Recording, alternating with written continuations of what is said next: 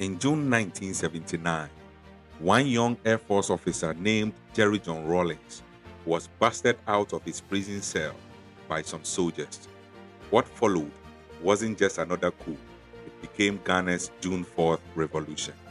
A fiery uprising that shook the nation to its core and sent ripples across West Africa.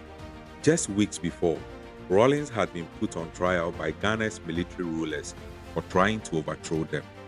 But his bold ideas about fighting corruption and inequality struck a chord. The revolution exploded as the boiling point of Ghana's messiest era, 7 chaotic years of military rule, economic crashes, and political drama. In this episode, we dive into the chaos of June 4th, a day that turned Rawlings from prisoner to people's hero. Ghana's story since independence in 1957 had been rocky. Its first president, Kwame Nkrumah, was ousted in the 1966 coup. The coup leaders accused him of corruption, wasting money on foreign wars, and ruling like a dictator. They promised democracy, but instead sparked a cycle of military takeovers. By 1979, Ghanaians were fed up, tired of empty promises, poverty, and leaders who cared more about power than the people. Rawlings' revolution wasn't just about swapping rulers, it was a raw, angry cry for change from soldiers and citizens alike. After kicking out Kwame Nkrumah in 1966, Colonel Emmanuel Kotoka and Major Akwasi Afrifa grabbed power, forming the National Liberation Council to run Ghana until 1969. That year, elections handed victory to Kofi Buzia, an Oxford-educated scholar turned politician. But peace didn't last. Just 3 years later, 1972, General Ignatius Kutu Champon stormed onto the scene with a power grab of his own. Turned out, Champon had been scheming since Buzia's early days, furious over military pay cuts and accusing the government of corruption, reckless spending, and policies that sabotage army morale. When Buzia slashed soldiers' allowances, Champon saw the opportunity and decided it was time to take charge. Champon, born in Kumasi in 1931, was a career soldier. He had joined the army in 1959 after training in England. And by 1972, he was commanding the 5th Battalion, a perfect spot to launch his coup. Once in power, he created a National Redemption Council, stacked with his angry officer ally. But by 1975, he had reshuffled the deck, forming the Supreme Military Council, a tighter crew of top military bosses. The Champons rule, a mix of bold promises and iron fists, setting the stage for Ghana's next explosive chapter. Ghana's economy started strong under the new regime, but the good times didn't last. Just 2 years later, everything crashed. Corruption exploded like a wildfire. The country, already broke from past leaders, hit rock bottom. Cocoa profits stolen by the SMC big shots and their cronies, who stashed cash in overseas accounts. The SMC bosses became infamous for swapping power for riches and even favors. The Champon himself, rumored to have a string of mistresses and a mocking nickname for Otobeji Golf. Bring your backside for a golf. Why? Officials handed out golf cars to lovers as thank you gifts. This era of greed, 1974 to 1979, got its own slang, Kalabule. It meant scamming, price gouging, or using political muscle to cheat your way to the top. Meanwhile, inflation went berserk, jumping from 10% in 1972 to a jaw-dropping 116% by 1977. Workers' paychecks turned to trash overnight. Factories ran dry of supplies. Even basic goods like food and soap vanished. Desperate to survive, thousands of teachers, doctors, and skilled workers fled to Nigeria, the USA, anywhere but Ghana. The dream of independence had become a survival nightmare. The streets of Ghana erupted into chaos as strikes and protests exploded across the country. Factories ground to a halt, schools shut down, and workers screamed for change. The boiling point came between 1976 and 1979, a time Ghanaians called the Union Government era. After years of military rule, General Champon, who had always refused to hand power back to civilians, suddenly dropped a bombshell in October 1976. He proposed a union government, a shaky mix of soldiers, police, and civilians running the country. With no political parties allowed, it was a naked power grab disguised as unity, and nobody was fooled. Union government tore Ghana apart. Students, professors, lawyers, and activists roared in protest, calling it a military dictatorship in disguise. By March 1978, the Champon's regime tried to legitimize the plan with a referendum. Officially, the vote passed, but the fix was in. Soldiers intimidated voters, ballot boxes mysteriously vanished, and critics accused the government of rigging the results. The stunt backfired, turning public rage into a wildfire. Whispers spread that even factory workers, the backbone of the economy, were plotting a nationwide strike. But the Champon's biggest threat wasn't the street. It was his own military bodies. Behind closed doors, his SMC allies turned on him, accusing him of hogging power and driving Ghana into ruin. This mess is all his fault, they claim, washing their hands of his failures. On July 5, 1978, General Fred Akufo, once a Champon's loyal deputy, staged a sneaky palace coup. Soldiers surrounded a Champon's office, forced him to resign, and shoved him into retirement.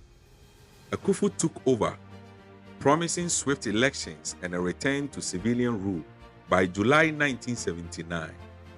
But trust was shattered. Ghanaians saw it as swapping one dictator for another, and the countdown to Rawlings' revolution began. General Akufo's government was a sinking ship from day one. Ghanaians had lost all trust in the military. Even low-ranking soldiers like Jerry Rawlings see, convinced the entire SMC was guilty of looting the country. Akufo tried to play the reformer, launching flashy probes into state corruption. But nothing changed. No arrest, no trial, not even a champion.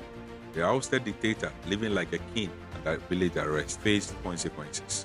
Locals in his hometown threw him lavish birthday parties, and a wealthy admirer gifted him a shiny Mercedes-Benz.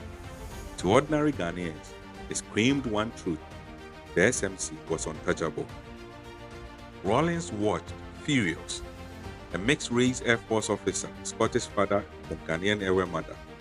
He had climbed the ranks since joining the military in 1967.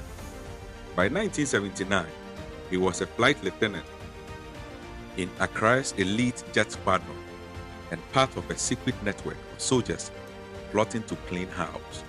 Akufo's hollow promises of elections felt like a scam. The people didn't just want democracy. They wanted the SMC jail for turning Ghana into a kleptocracy. On May 15, 1979, just weeks before Akufo's scheduled elections, Rawlings made his move.